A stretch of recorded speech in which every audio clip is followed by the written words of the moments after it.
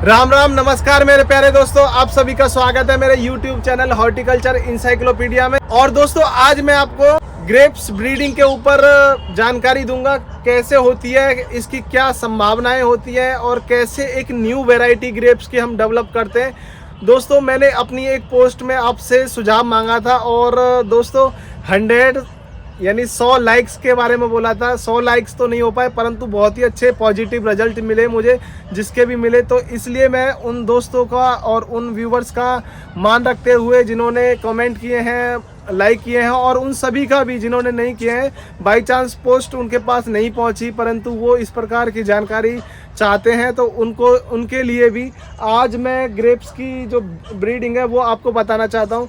दोस्तों मैं हूँ पूसा स्वर्णिका के पास में। तो दोस्तों सबसे पहले आपको एक ऐसी वैरायटी जो है वो सिलेक्ट करनी है जो हल्का सा सीड बनाती हो या फिर मोटा सीड बनाती हो।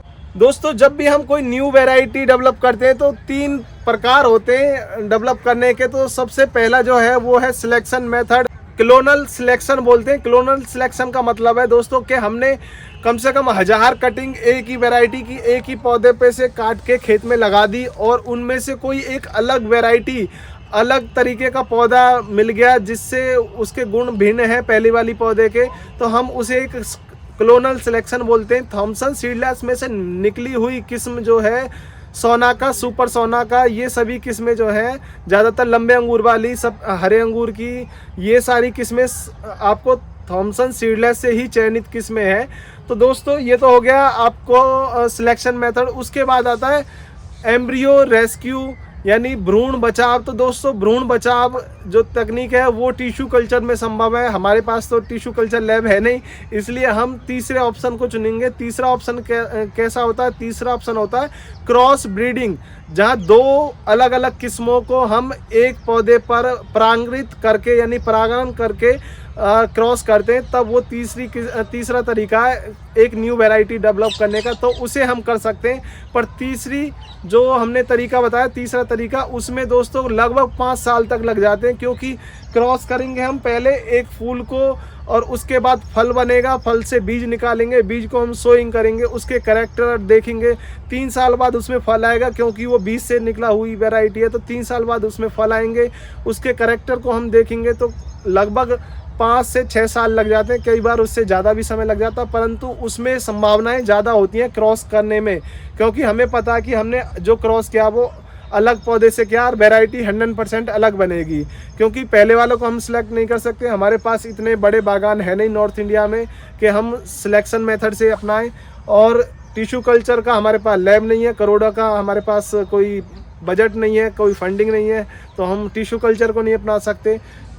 तीसरा जो है क्रॉस ब्रीडिंग का, वो कर सकते हैं। बहुत ही मुश्किल है और नामुमकिन नहीं है। दोस्तों मैं आपको बताऊं, मैं पहले ही क्रॉस कर चुका हूं, मेरी आंखें दर्द करने लगी हैं इस क्रॉस ब्रीडिंग में, क्योंकि इतना छोटा फूल होता है अंगूर का, उसमें आपको खोलना उसको, और खोल के उसके जो एंथर हैं, मेल ऑर्गन्स हैं, उनको अलग करना, रिमूव करना, और स्टेगमा जो स्त्री केसर है उसको रहने देना, और उसके बाद दूसरे गुच्छे से, दूसरी वैरायटी के गुच्छे से पॉलन लेके आना, परागकण लेके आना, उनको यहाँ ब्रश की सहायता से टच कराना। बहुत लंबा प्रोसेस है और बहुत ही ध्यान केंद्रित वाला है। दोस्तों अब मैं आपको फीमेल के लिए अंगूर के फूल को खोलना, रेडी करना सिखाऊंगा, और उसके बाद हम क्रॉसिंग करना सिखाएंगे कैसे करते हैं। तो दोस्तों क्रॉसिंग के लिए अर्ली मॉर्निंग का समय सबसे अच्छा रहता है, यानी फीमेल को रेडी करने का समय जो है वो सबसे अच्छा समय अर्ली मॉर्निंग 7 बजे से लेकर 8 बजे के करीब रहता है, और उसके बाद क्रॉसिंग का जो समय है वो 10 बजे से 11 बजे के करीब रहता है, बहुत ही अच्छा।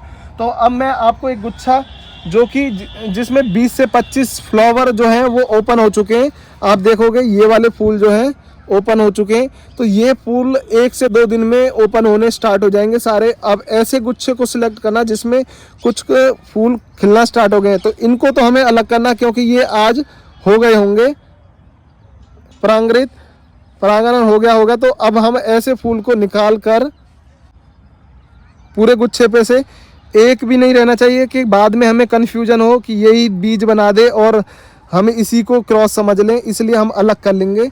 और इस प्रकार से सारे उसको दानों को, कलियों को।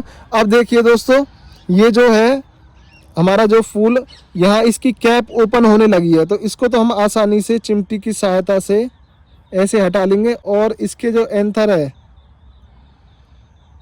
एंथर को भी निकाल देंगे। चिमटी से ओपन करेंगे दोस्तों, बहुत ही टाइम लगता है इसमें, मैं आपको एक दो करके दिखाऊंगा। ये देखिए एंथर मैंने निकाल दिए। एंथर जो है वो मेल ऑर्गन है फूल के। ये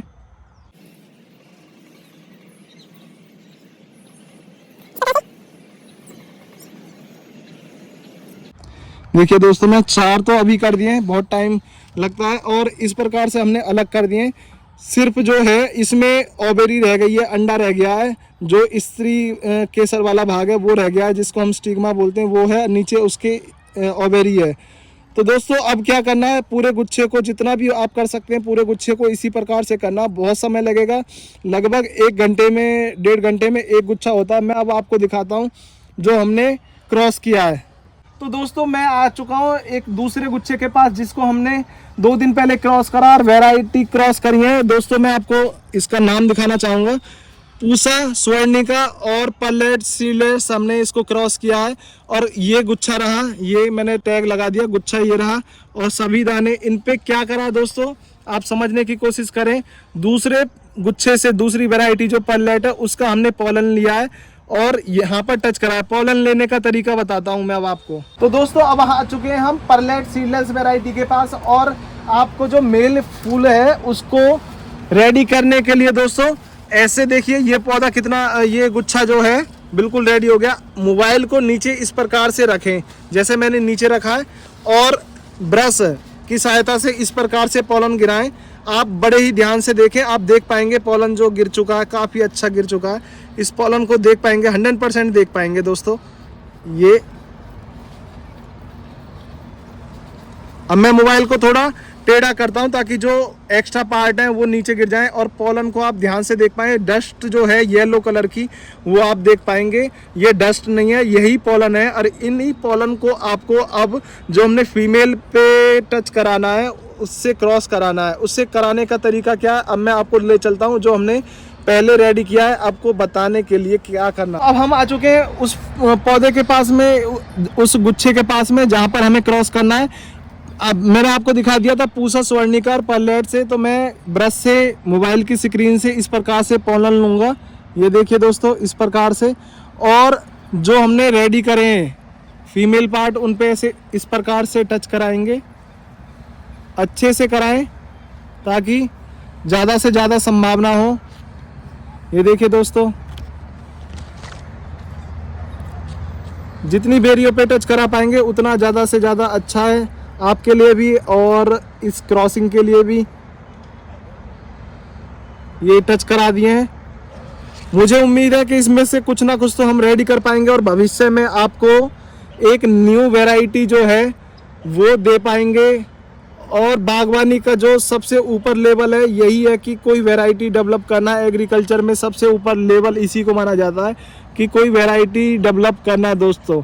तो आपको हमारा ये कार्य कैसा लगा कमेंट में बताएं दोस्तों।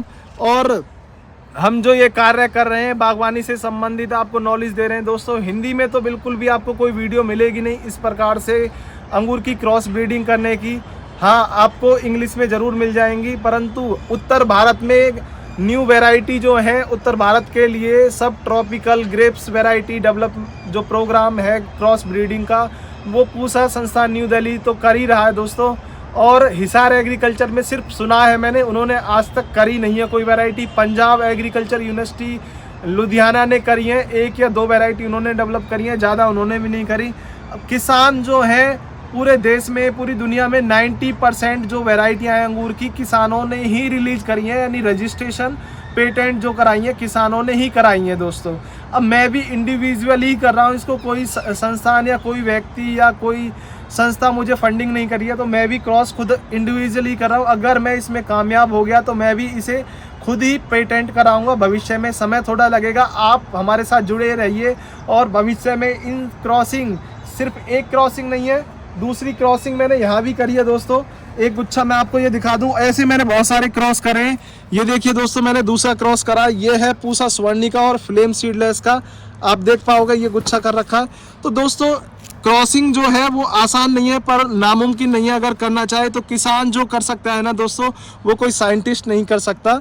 मैं आपसे यही कहूँगा कि आप प्रयास करिए, जैसा आपने मेरा हौसला बढ़ाया आप भी करिए, किसी भी वैरायटी में कोशिश करिए न्यू वैरायटी डेवलप करने की, और अपने देश को बागवानी के क्षेत्र में, एग्रीकल्चर के क्षेत्र में ऐसे स्थान पे ले जाइए जहाँ पर वो होना चाहिए। क्योंकि हमारे देश में हर प्रकार के मौसम है, ज़मीन है, जलवायु है हर प्रकार की, तो हम क्यों ना उस चीज़ को, उस लेवल को, उस स्तर पे ले जाएं जहाँ पर वो होना चाहिए दोस्तों। तो आपको हमारी सोच और हमारे कार्य कैसे लगे कमेंट में बताना ना भूलें। अभी तक चैनल सब्सक्राइब नहीं किया तो दोस्तों हम आपसे रिक्वेस्ट करते हैं प्लीज़ सब्सक्राइब कर लिया करो, क्योंकि ऐसी जानकारी आपको कहीं और तो मिलेगी नहीं, हमारे ही पास आना होगा। धन्यवाद दोस्तों।